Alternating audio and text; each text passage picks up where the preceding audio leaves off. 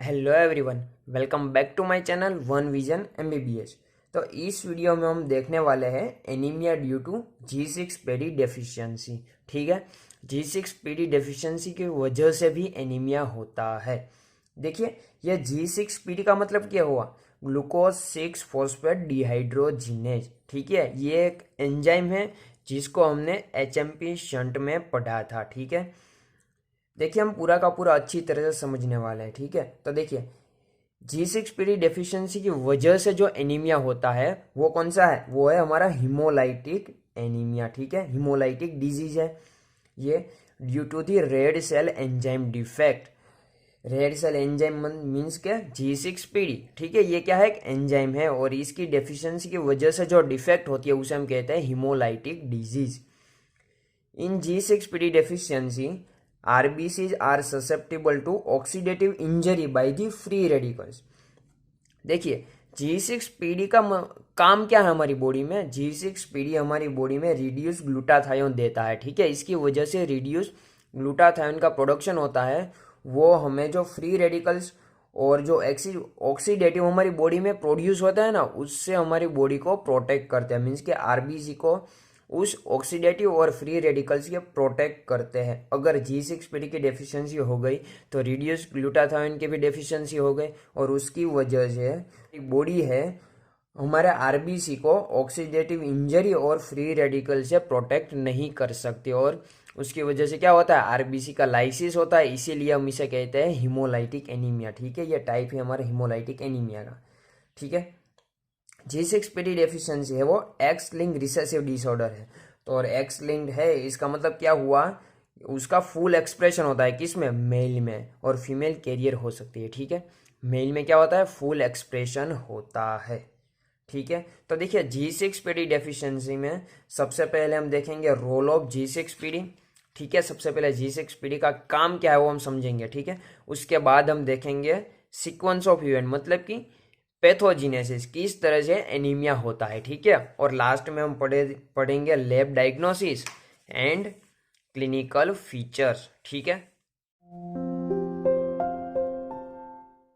तो चलिए सबसे पहले हम देखते हैं रोल ऑफ G6PD। ठीक है, रोल ऑफ G6PD मतलब कि हमारी बॉडी में G6PD का काम क्या है। ठीक है, तो देखिए सबसे पहले यहाँ पे नीचे देखिए, जो ग्लूकोज HMP शंट अगर आपने पढ़ा होगा तो आपको अच्छी तरह से समझ में आएगा। ठीक है, तो सबसे पहले आप HMP शंट के बारे में वीडियो देख लीजिए, उसके बाद ये देखने आइए। ठीक है, तो देखिए HMP शंट में क्या होता है? ग्लूकोज 6 फॉस्फेट में से क्या बनता है? 6 phosphogluconate in the presence of G6PD। ठीक है, ग्लूकोज 6 फॉस्फेट डिहाइड्रोजिनेज। और इस प्रोसेस के दरमियान क्या होता है? NADP में से क्या बनता है? NADPH। ठीक है, अब देखिए ये NADPH है, वो क्या करता है? ऑक्सीडाइज ग्लूटाथायोन है। ठीक है, ऑक्सीडाइज ग्लूटाथायोन को किस में कन्वर्ट करता है? रिड्यूस ग्लूटाथायोन में इन the presence of glutathione reductase. और देखिए ऑक्सीडाइज में से रिड्यूस ग्लूटाथायोन बन गया और यहाँ पे NADPH में से क्या बन गया?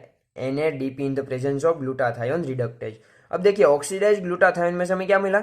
रिड्यूस ग्लूटाथायोन मिला। अब ये रिड्यूस ग्लूटाथायोन है वो सबसे इंपॉर्टेंट है। ठीक है, ये रिड्यूस ग्लूटाथायोन क्या करता है?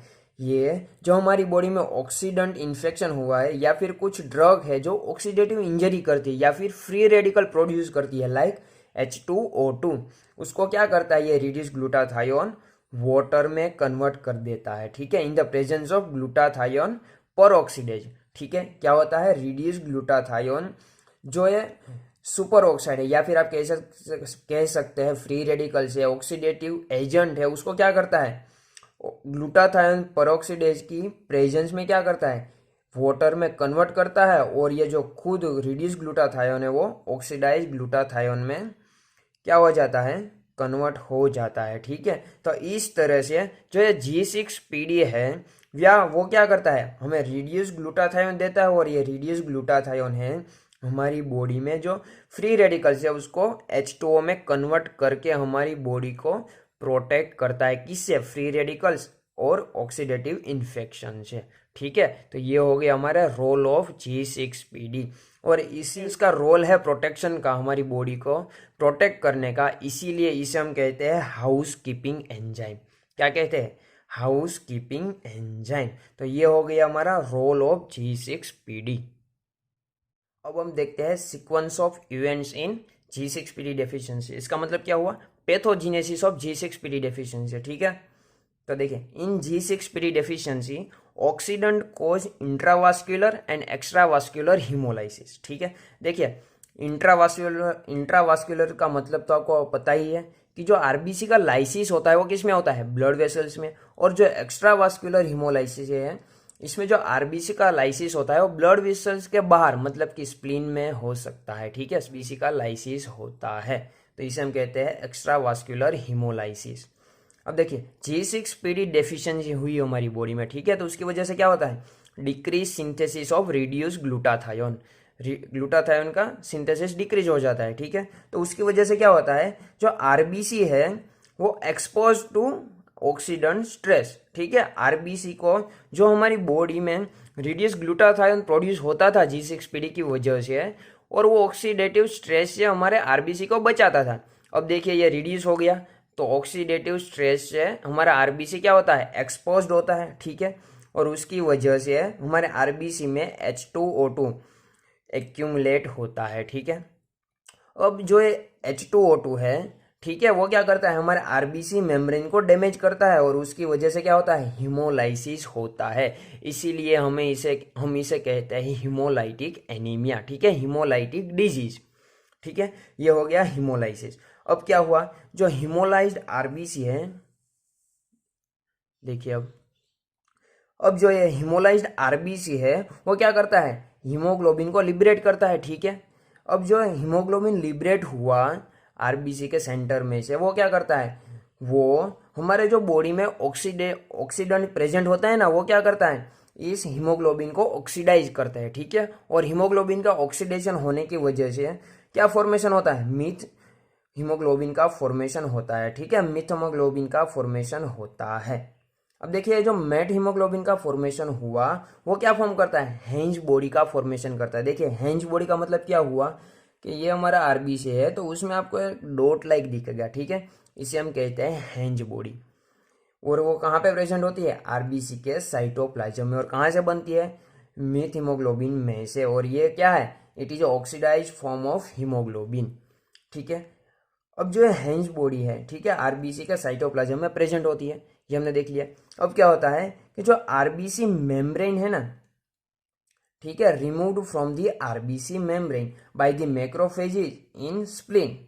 अब देखिए क्या होता है, अब जो ये हेंज बॉडी वाला आरबीसी वो कहाँ पे जाता है, हमारे ब्लड वेसल्स में से स्प्लीन में जाता है। और स्प्लीन में क्या होता है, मैक्रोफेज के थ्रू उसका फेगोसाइटोसिस। अब देखिए पूरी तरह से इस आरबीसी का जो हिमोलाइज्ड आरबीसी है, मीन्स ओके हिमोलाइज्ड आरबीसी है, उसका पूरी तरह से फेगोसाइटोसिस नहीं हो पाता। मीन्स के कुछ इस तरह से आधा ही होता है, तो और इस तरह से भाग बच जाता है। ठीक है, आरबीसी का। और इस तरह का जो भाग बच जाता है वो कैसा दिखता है, बाइट मार्क की तरह दिखता है। ठीक है, जब हम बर्गर खाते हैं, ओके, एक टुकड़ा खा लेते हैं, उसके बाद जिस तरह से हमारा बर्गर का शेप इस तरह का हो जाता है ना, तो इस तरह के तो यहाँ पे आरबीसी भी इस तरह का हमें देखने को मिलता है कि इसमें स्प्लीन में, उसे हम कहते हैं बाइट सेल। ठीक है, बाइट किया हुआ हमारा आरबीसी जिसे हम कहते हैं बाइट सेल। और ये बाइट सेल फिर से क्या होता है, इरिथ्रोफेगोसाइटोसिस होता है किसमें, स्प्लीन में, और इस बाइट सेल को रिमूव किया जाता है। ठीक है, अब देखिए पूरी अच्छी तरह से एक बार फिर से हम सीक्वेंस देख लेते हैं कि G6PD की डेफिशिएंसी हुई, उसकी वजह से रिलीज ग्लूटाथायोन का सिंथेसिस बंद हुआ, तो उसकी वजह से क्या हुआ, आरबीसी है वो ऑक्सीडेटिव स्ट्रेस से एक्सपोज हुआ और उसकी वजह से आरबीसी में H2O2 हमें एक्यूमुलेट मिला। और ये H2O2 क्या करता है, आरबीसी मेम्ब्रेन को डैमेज करता है और उसकी वजह से होता है हीमोलाइसिस। अब ये जो हीमोलाइज्ड आरबीसी है वो क्या करता है, उसमें जो हीमोग्लोबिन प्रेजेंट होता है उसका भी ऑक्सीडेशन होता है, किसकी वजह से, ऑक्सीडेंट की वजह से। ठीक है, और क्या बनता है, मेथहीमोग्लोबिन बनता है। ठीक है, और ये जो मेथहीमोग्लोबिन है वो क्या फॉर्म करता है, हेंज बॉडी का फॉर्मेशन करता है। ठीक है, कहां पे, इन दी आरबीसी साइटोप्लाज्म। अब क्या होता है, जो ये आरबीसी हेंज बॉडी वाला वो कहां पे जाता है, स्प्लीन में जाता है। और स्प्लीन में क्या होता है, उसकी जो आरबीसी मेम्ब्रेन है वो रिमूव हो जाती है। ठीक है, जो डैमेज पार्ट है वो रिमूव हो जाता है, लेकिन अच्छी तरह से इसका फेगोसाइटोसिस नहीं हो सकता। ठीक है, मैक्रोफेज के थ्रू। तो उसकी वजह से क्या होता है, आधा बाइट मार्क की तरह हमारे आरबीसी में देखने को मिलता है, सिर्फ आधा ही आरबीसी का फेगोसाइटोसिस होता है। तो जो बचा आरबीसी है उसे हम कहते हैं बाइट सेल। ठीक है, और जो बाइट सेल है वो किससे रिमूव होता है, स्प्लीन में से, इरिथ्रोफेगोसाइटोसिस के थ्रू रिमूव होते हैं। ये हो गया हमारा pathogenesis of the G6PD deficiency, ये इवेंट होती है। ठीक है, अब हम देखते हैं लैब डायग्नोसिस। ठीक है, देखिए G6PD डेफिशिएंसी हुई तो हम उसे डायग्नोज कैसे करेंगे, ठीक है। तो उसके डायग्नोज करने के 3 पॉइंट है। सबसे पहले हम पेरिफेरल ब्लड से डायग्नोज कर सकते हैं, ठीक है। फिर हम यूरिन एनालिसिस से डायग्नोज कर सकते हैं और आरबीसी एंजाइम एनालिसिस से भी हम G6PD डेफिशिएंसी को डायग्नोज कर सकते हैं, ठीक है। तो सबसे पहले हम देखेंगे कि पेरिफेरल ब्लड में से हम कैसे डायग्नोज कर सकते हैं, ठीक है। सबसे पहले देखिए हीमोग्लोबिन डिक्रीज होगा, ठीक है। फिर रेटिकुलोसाइट जो काउंट है वो इंक्रीज होता है, ठीक है। किसमें? G6PD डेफिशिएंसी में, ठीक है। अब हम पेरिफेरल स्मीयर देखें तो आरबीसी में कैसा देखने को मिलता है? Moderate anisopoikilocytosis with polychromatophilia, microspherocyte and bite cell, ठीक है। आरबीसी में हमें कैसा देखने को मिलता है? पॉलीक्रोमेटोफिलिया, माइक्रोस्फेरोसाइट भी देखने को मिलता है और बाइट सेल भी देखने को मिलता है। Hence bodies identify with a supravital stain and are best stained during active hemolysis, ठीक है। सुप्रावाइटल स्टेन अगर हम देंगे आरबीसी को तो हमें क्या देखने को मिलता है? हेंज बॉडी देखने को मिलता है और ये supravital stain is the best seen during the active haemolysis, ठीक है। ये हो गया आरबीसी के बारे में। अब हम देखते हैं डब्ल्यूबीसी। डब्ल्यूबीसी में क्या होता है? माइल्ड ल्यूकोसाइटोसिस होता है और प्लेटलेट हमारा नॉर्मल रहता है, ठीक है। ये हो गया पेरिफेरल स्मीयर। अब देखिए जो ये हिमोलाइसिस होता है हमारी बॉडी में वो सेल्फ लिमिटिंग होता है। क्यों? क्योंकि जो हिमोलाइसिस होता है सबसे पहले हमारी बॉडी में वो किसका होता है? ओल्ड रेड सेल का होता है, ठीक है। ओल्ड रेड सेल आर हिमोलाइज और इसी की वजह से जो न्यू सेल है वो बच जाता है, ठीक है। तो इसीलिए हम इसे कहते हैं सेल्फ लिमिटिंग हिमोलाइसिस। तो ये हो गया पेरिफेरल ब्लड के बारे में। अब हम देखते हैं यूरिन एनालिसिस के थ्रू हम कैसे पता कर सकते हैं, ठीक है। तो देखें यूरिन में हमें क्या देखने को मिलता है? हीमोग्लोबिन यूरिया देखने को मिलता है during the haemolysis and it में last for about 1 to 6 days, ठीक है। यूरिन में हीमोग्लोबिन यूरिया याद रखना। और RBC enzyme analysis, RBC enzyme analysis में हमें क्या देखने को मिलता है? It is the confirmatory test, ठीक है। ये देखिए पेरिफेरल ब्लड और यूरिन से सिर्फ हम डायग्नोज कर सकते हैं। कंफर्म कब करेंगे? आरबीसी एंजाइम एनालिसिस से ही कंफर्मेशन होगा, ठीक है। टेस्ट फॉर G6PD डेफिशिएंसी अगर ये पॉजिटिव आती है, ठीक है, ये पॉजिटिव आती है तो G6PD डेफिशिएंसी हुई, लेकिन it should be assessed a few week after the acute haemolytic episode, ठीक है। और इसको एसेस फिर से जब हम एक्यूट हिमोलाइटिक एपिसोड आता है उसके फ्यू वीक बाद इसको एसेस किया जाता है, ठीक है। किसको? आरबीसी एंजाइम एनालिसिस को, ठीक है। तो ये हो गया lab diagnosis of the G6PD deficiency. अब हमारा लास्ट टॉपिक कौन सा? Clinical features of the G6PD deficiency, ठीक है। 3 ही क्लिनिकल फीचर्स याद रखने हमें, acute haemolytic anaemia, chronic haemolytic anaemia and neonatal jaundice. तो ये हो गया clinical features of the G6PD deficiency. तो ये हो गया हमारा anaemia due to G6PD deficiency. अगर ये वीडियो आपको पसंद आया है तो please like, subscribe and share जरूर करना। और अगर आपको इस वीडियो के चार्ट्स चाहिए तो मैंने लिंक डिस्क्रिप्शन पे दे दी है मेरे सोशल मीडिया ग्रुप्स की, आप वहाँ से ले सकते हैं। Thank you everyone, thank you for watching this video and keep watching.